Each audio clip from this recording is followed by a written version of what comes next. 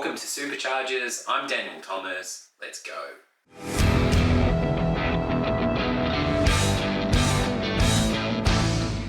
G'day guys, my guest on this episode is Jasmine Jonte.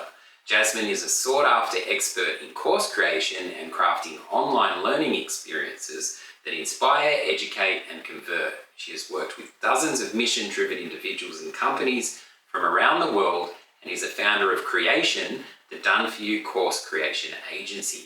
Jasmine also co-hosts the podcast Dog Mums Do Business.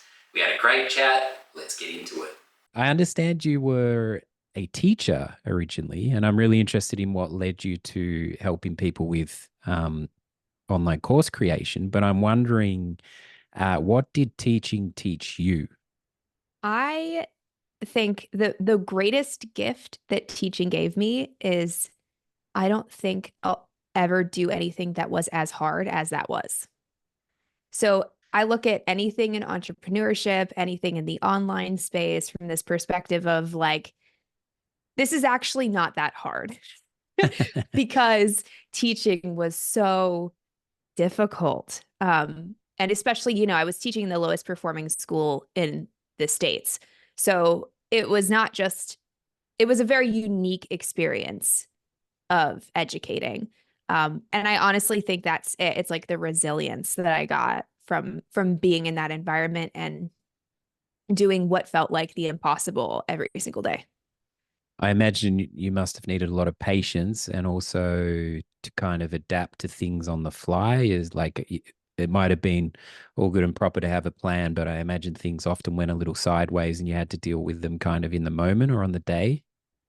Mm-hmm, absolutely. There was so many opportunities for learning to be flexible and finding even more patience inside of you that you didn't know you had, or I should speak for myself, that I didn't know I had.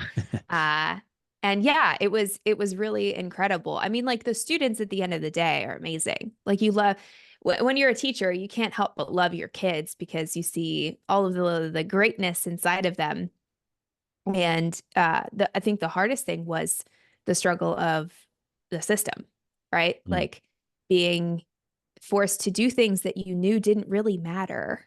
There was just a lot of hoops to jump through. And sometimes the parents were difficult. Sometimes it was the administration that was difficult. And yeah, there's just a lot to it. And out of all of it, it was just like the resilience and flexing and flowing as you need to and just rolling with the punches and yet still remembering what's the ultimate outcome and then getting there over time. Yeah, my fiance is a teacher, so I understand, but she's with smaller kids. But I mean, ultimately you're in a position of service, and it's awesome that in context you can see the value that all that gave you and the fact that you were helping these kids and stuff. Mm-hmm. That's awesome. But yeah, I've said it before on the show, but with high school personally, I had some issues with not a lot of why to things. Often I didn't know why I was being made to do certain things, and just I wish in the education system there could be a little bit more of the why. Mm-hmm. Yeah. Yep. I mean, it's unfortunate, and I tried to create that as much as possible. I was working with littles too. I was working with 5 and 6-year-olds. Okay. So, and I mean, I worked multiple different grades. I'm actually certified K-12, so I have done some high school, I have done some middle school, but the majority of my time was spent with 5-year-olds, I'd say, 5 and 6-year-olds. And yeah, at that age, they're just happy to be in school and be with their friends and learn. And the older they get, the more they have a higher expectation for application, especially this amazing new generation. And sometimes it's hard, like when you're a teacher and you don't have the answer, it's just like, oh, well, I have to because I'm paid to be here and I gotta do some things to keep myself safe and in a role that I need to be in. Yeah, it was an interesting time, and I can't imagine I didn't teach through pandemic, but shout out to any of the teachers who did, because that was like a whole other level that I don't even, Yeah. I don't know how they did that. Yeah, there was a whole opening window thing here every like 10 minutes, which was just logistically like really difficult. But I can't imagine. yeah, did you always have this kind of inkling kind of entrepreneurial spirit? Did you have this inkling to kind of branch out on your own? Was that always kind of nagging away at you? No, Okay. I didn't even see it as an option or a possibility until I was in so much pain from teaching that an opportunity presented itself in the entrepreneurship world. And I was awakened to this idea that there are some people who work for themselves. Like I didn't have a single, my family does not have business. Like at the time they didn't. I didn't have even any friends growing up who had parents who had businesses. Like it was not even in my field of this is an option for me. And when I went into business, it was from the pain of I've got to get out of teaching. And what I'm certified and qualified to do is to teach. So the only other role I could move into would be another teaching role or something else in the education. At least at the time, that was my point of view. And so this came up like, oh, you can, build a business and bet on yourself. And I thought, okay, like let's try that on for size because it can't be worse than this. I didn't have a lot to lose. Yeah. Yeah. It still takes courage though, I think. Even though it kind of forced your hand, I think there's still courage in Mhm. that stepping out on your own. There's a bit of Right. risk in that. Mhm. Um, Yeah. so moving toward this world of helping people create digital courses online, what's your view on kind of the current state of things in terms of online courses? Is it very, I have a basic understanding of it, but do you think it's very, very oversaturated? What's the state of things at the moment? I think it's easy to see that it's oversaturated when that's not actually what the data says. So there's this perception, especially if you're into personal development, and it feels like there's so many coaches out there and there's so many different personal development gurus. And then the algorithm just starts to feed you more and more of that. And it's like, wow, there are so many people doing this. But if you ask the average person on the street, they have no idea. Mm. So it's almost like it feels oversaturated because that's the pond you're swimming in. But if you look at the ocean, that's not true. Mhm. And I'll say it's growing and it doesn't show signs of slowing down. I do also think that with 2020, so many people who were offline businesses became online businesses. And there is this element of people who are going to fade out or realize it's not really for them are still trying to make it work and eventually we'll see the cream rise to the top. So while I don't think it's oversaturated, I do think that we're still going to see even more people come online. I think we're also going to get um that decrease of people who have been online for the last few years and are just like, you know what? I don't actually want to do this. I thought I did and I was sold a dream, but this isn't actually it for me. So we're kind of in that crunchy, like currently at this moment, my personal view is we're in that crunchy middle area, messy Yeah. middle. Yeah. Yeah. No, but I agree with you. That's what I was going to say. I believe whatever type of, call it, content it may be, I believe that the cream rises. So oversaturated or not, ultimately that quality Hmm. comes through. And it sounds like from what you're doing, you're helping people create really awesome, um, simple but uh, courses that are offering a lot. Um, Hmm. how if somebody doesn't if somebody do you think everybody is capable of offering some kind of expertise in terms of a course? I don't think so. No. I think that, well, I think it's kind of a distinction between could they? Yeah.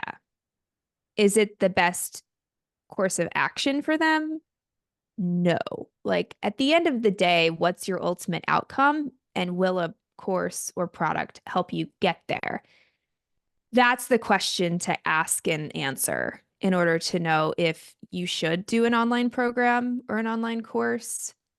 If you're an expert and that is your business model, like you are in the expert thought leader space, then you can start to see a course as an asset that you can leverage in multiple different places. And this is a huge distinction I see between my into multi six figure generating experts and then my seven figure generating experts. The six figures, they think of this as the course is what I need to sell. The seven figure experts see this as an asset that they can leverage. Like, I'll use my husband for an example. He's an expert thought leader.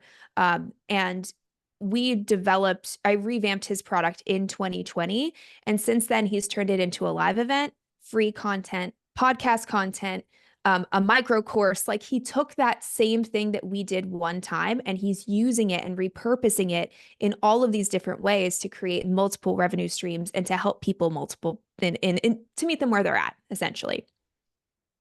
And so it really comes down to, like, would your business have use for an asset like that? And if so, then, like, great, do it. The other side of the coin is there's some people who they don't have that, but it's a legacy play, kind of like writing a book.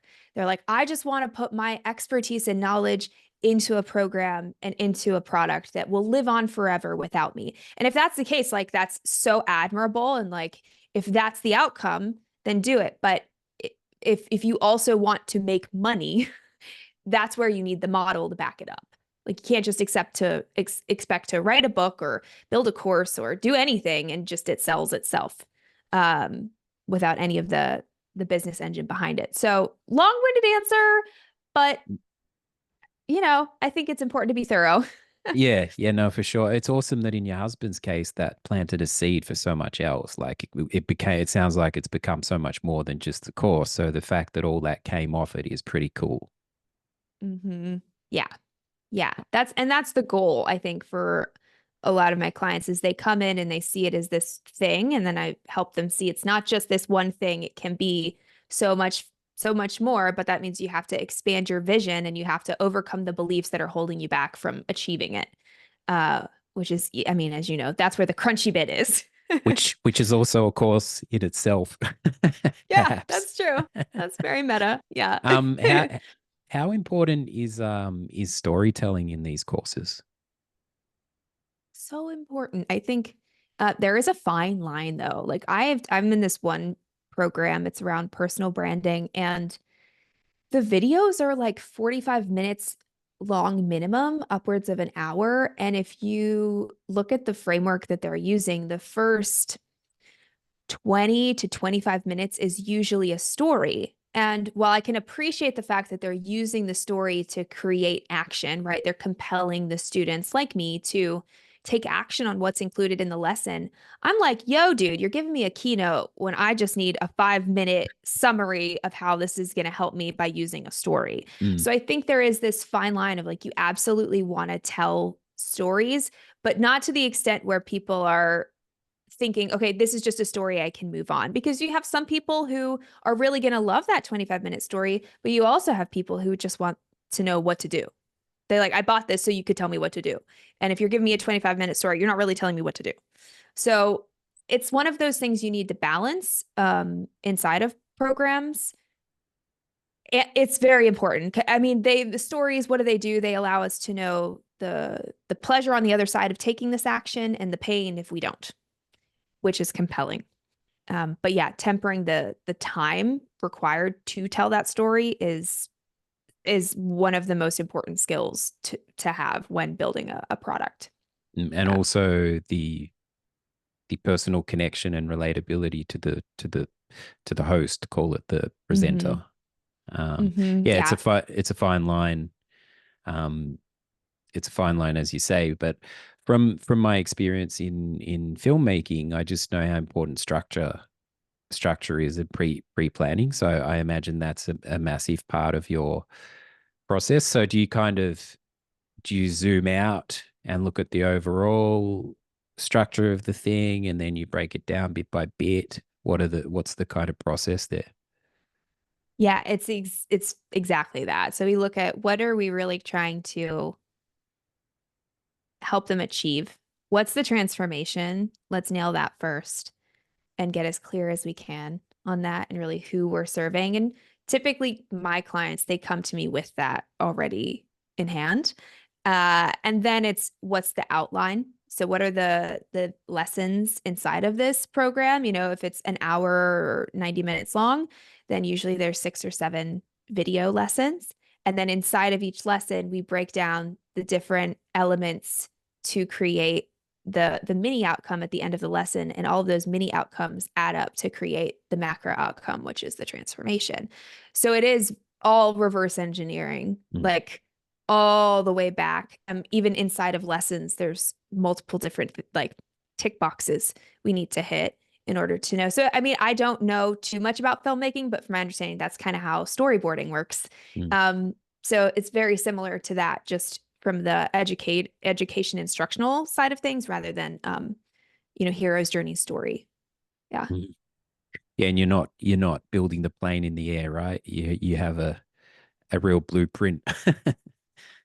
Yes. Yes. If you've ever tried to just go and like hit record on a video without any plan, you know how dang impossible that is. Yes. No, I've found that, like, at least have some, where are you trying to get to with this? Where are you starting? Where are you trying to get to? And then maybe you could improv it a little bit, but always relying on that, maybe some people are good at just in the moment kind of stream of consciousness. But personally, I really need to know what I'm trying to say.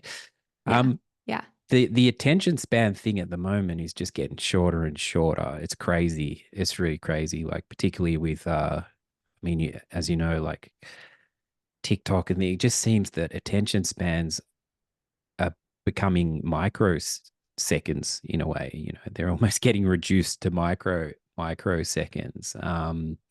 So I guess it's about strong hooks and things like that. What do you think about this reduction of attention span? I think it's creating new opportunities to be creative.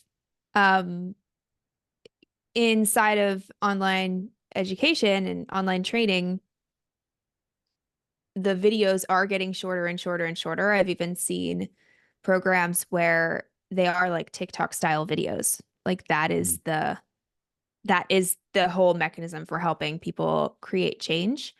I also think that audio is becoming a lot bigger. Because along with I think the micro content is very much related to visuals, but people are listening to podcasts, more long form content, but it's all related to audio.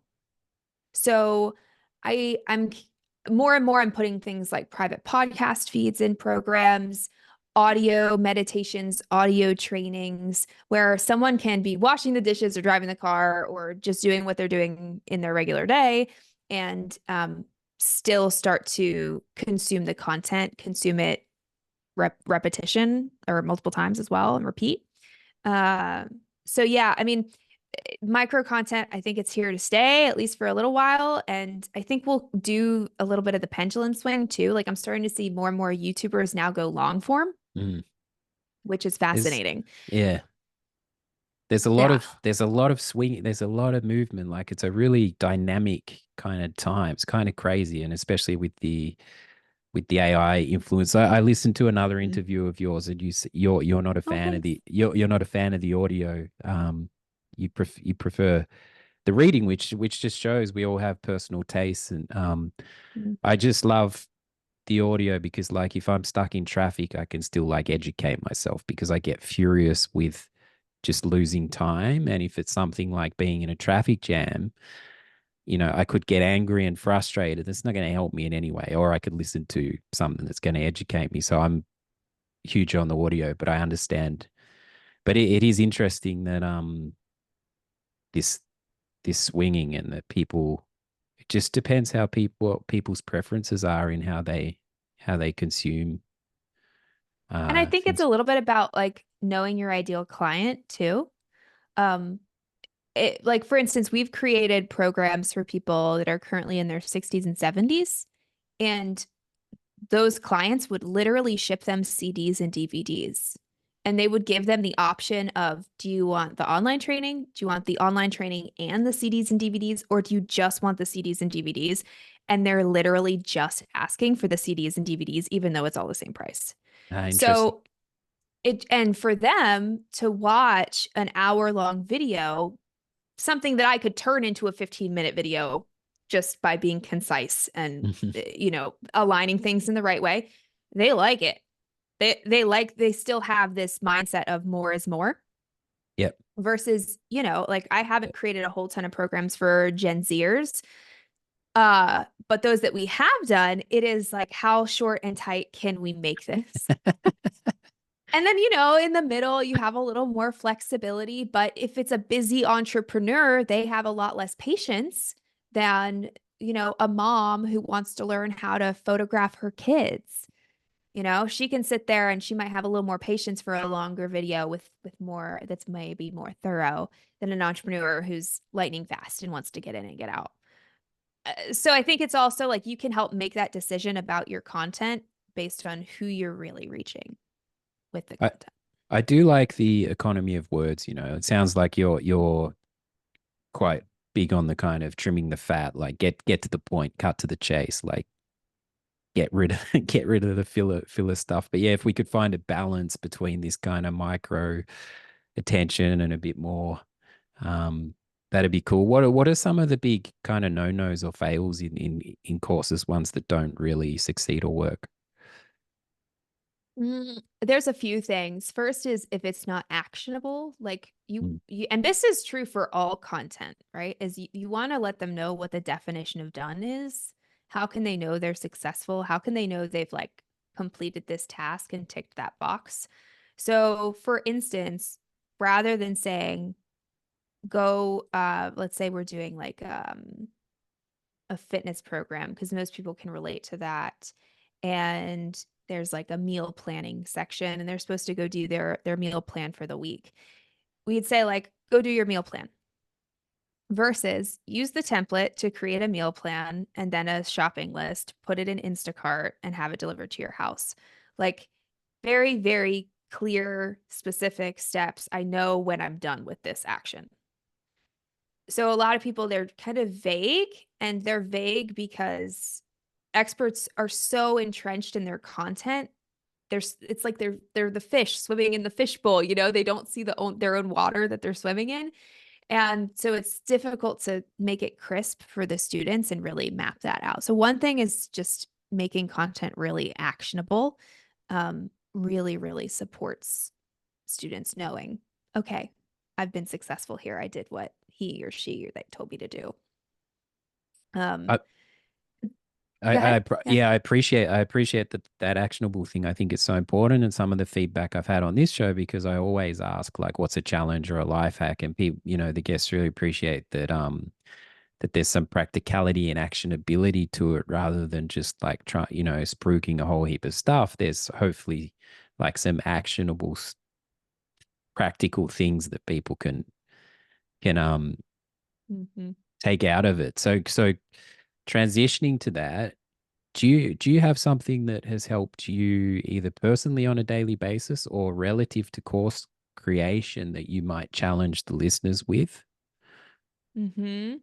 Yes, I think that when you're putting out any kind of program or really trying to create anything in your life, in your business, you have to give yourself white space.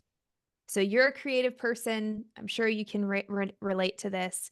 A lot of times and what I see people do is they think action is the way to get this done. So they fill their calendar with all these little tasks or things that they could do, when what we actually need is some space sometimes to let ideas and let priorities flow to us. And course creation is a creative act. It is a creative endeavor. And I think really anytime we're putting out anything new, whether we're trying to put new change into our life, or into our business or our relationships or whatever it may be, like we need white space. So I'm always a huge fan of giving people the permission slip to like give yourself some unscheduled time where you can just let it flow. That's massive. That's really massive, actually. I was thinking about it recently because it's so easy to get like overwhelmed in something you're caught in. But when you just like, I took a week out last week just to go on a holiday to Spain with the family, and I have a tendency to like I need to keep doing all the time or I'm going to fall behind. But actually, just really taking that week, there was a couple of 1%ers there that came about things that I'm working on. And I don't think they would have come if I was just like caught in the day to day of things. But it's so hard to give us ourselves this white space that you're talking about. And it's kind of Mhm. counterintuitive to this spin the tread, Mhm. spin the wheel, to take a step back and allow that space is very cool because Mhm. I agree with you. I think things come when you step away from it for a bit. I was also just listening to Stephen King today, and he said after a final draft, I think he would take a number of weeks before he looked at it again, and that was really important to have like a 6 week breathing white space, 6 weeks of white space before he went back to look at it. So yeah, that's pretty cool.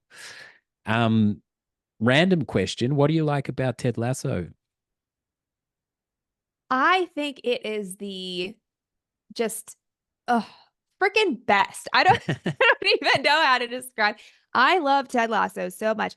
I think that so much of our media is negative, Mm, and I don't want to feed it to my unconscious mind. And Ted Lasso, I just feel like it's like personal development masked as entertainment. yeah, And so I absolutely want to feed all of these lessons, all of these character traits, all of these perspectives into my unconscious mind. I feel like it's a life coach, but yeah, masked as, entertainment. yeah, Uh and yeah, it was so beautifully done. The way everything, all the open loops and then closed loops, the character development. I mean, like you would know better than me what makes it so magical, like from a storyteller and filmmaker perspective. I mean, I don't know if you've watched it, but yeah, yeah. oh my No, gosh, I think like it is genius. I think it is complete genius. I think you've summed it up beautifully. Really, it is that person, especially for if you have an interest in personal development and the positivity of it, the kind of motivational aspect of it, but within the storytelling and in such a like genuinely positive way, not in like a cheesy but hilarious at the same time. And the whole like fish out of water, like the whole thing just really. But then I think it was the second series. They also go very kind of almost not experimental but artistic. They do whole sequences of yeah. I think you summed it up pretty cool. It's that the Yeah. motivation, you using it as a vessel to like motivate. And you're right. There's so much negative, and it's very cool what you said about the subconscious, like because we're just consuming stuff constantly, and there's almost like how can we be holistic about what we take in. And I think Ted Lasso is something. That's not to say we don't need to be confronted by some of the harsh realities of the world through documentaries or whatever it may be, but you're Sure. right, that's different to negativity. Hmm. Yeah, absolutely. Yeah, it's just I think it's pure gold, pure genius. And it's such a good example of how the energy in which you create things is the energy in which it's received. And if you've watched any of like the behind the scenes or the cast engaging with one another, I even follow some of the writers, and Mm. it's just fascinating to see that dynamic that was created. And it's just if you go and look at that, you will never again forget that the energy in which something is created is the energy in which it's received. And just the cult following that I mean, it is still like number 2 on Apple, and it has been over for what, over a year at this point. So, it's just such a good lesson for all of us who are creating anything. That's cool. Yeah, that's cool. This idea of the energy that's put in is the way it's Hmm. received. That resonates a lot. So to bring it home, if somebody sort of has perhaps a vague idea of a course they want to do, can they come to you at that stage and you will advise them, or do they need to come with like a fully fledged kind of, this is what I want to do, or you can help guide them through the whole process? Yeah, I can definitely help guide them. I think it's important to realize, like, if you're doing a course, especially as a business owner, no one, myself, your marketing team, no one can take on the responsibility of its success other than you. So I think the real key determinant is like, are you willing and able and excited to take on that responsibility? And then there's people like me who can support you, and I can confirm that the content will be good and get things done, like literally just do all the work. But at the end of the day, it is the expert's energy that really creates success. So yeah, I mean, short answer to your question is yes, anyone can come to me at any point in time. And if I can help, I will. And if I can't, then I am happy to send them to someone who is more suited to where they are and what they're looking for. Do you work remotely as well, or do you need to be in person? Like, is the person making their own stuff and you're overseeing it and guiding it, or do they have to be in the same zone? We are all virtual. So we work with people all over the United States. We've done some England, some Australia, some Ireland, I think someone in France, but we do work in English. So, the programs we develop are in English. And yeah, it's all completely virtual. When it comes to video recording, we do have in-person options, but I'd say most of our people go with our virtual video production team because it's just easier, works with people's schedule. You don't have to fly anywhere. It's just makes sense. Cool. Where can people find you and Creation? Yeah, you can find our website, creation.co. It's with an 8, so CRE8TION.co. I'm on Instagram at Jasmine Jonte. I'm also on YouTube at Jasmine Jonte. So those are all the places you can find me, and happy to help support and hear about people's vision and what they're working on. Awesome. Well, I really appreciate your time. I think it's like podcasting. I think, the way it's growing and the forecasts for all this stuff, I think it's really, really exciting times for all this educational type of stuff. It's just like we said earlier, it's moving very fast. Things are changing. People are trying to get up to speed. It depends how people consume stuff, but I think it's really exciting times for all this stuff. Absolutely. Well, thank you so much for having me. There you go, guys. Honest ratings for the show on Apple are appreciated. If you have a guest suggestion, please feel free to reach out on my website at danielthomas.co. I'm also on social media at Mr. Dan Thomas. Catch you on the next episode.